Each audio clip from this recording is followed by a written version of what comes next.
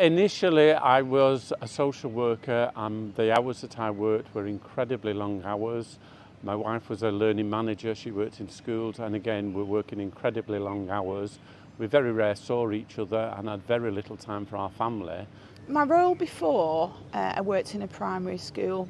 It was very rigid, set hours, set holidays, very pressurised role, working a lot in the evenings and weekends. My time was never my own. I became an Ovenu franchisee after being made redundant. I was 10 years of a health and safety advisor, office manager for a company that worked in Manchester, and commuted quite a lot of my time. In my previous life, I was in hospitality for 40 years. Was made redundant in June 2021. Looked around for something to do, realised that I didn't want to be working evenings and weekends any longer, but wanted to do something for myself and be my own boss. Previously, I worked for a medical company, sitting in an office, sat at a desk all day. Wasn't the most exciting of jobs.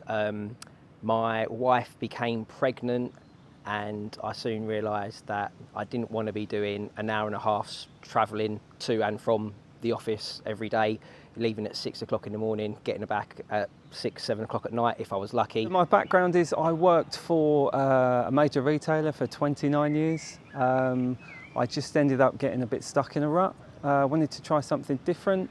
I had the opportunity to work for the previous franchisee owner, which I stepped into, really enjoyed, and then the opportunity came up to buy the business.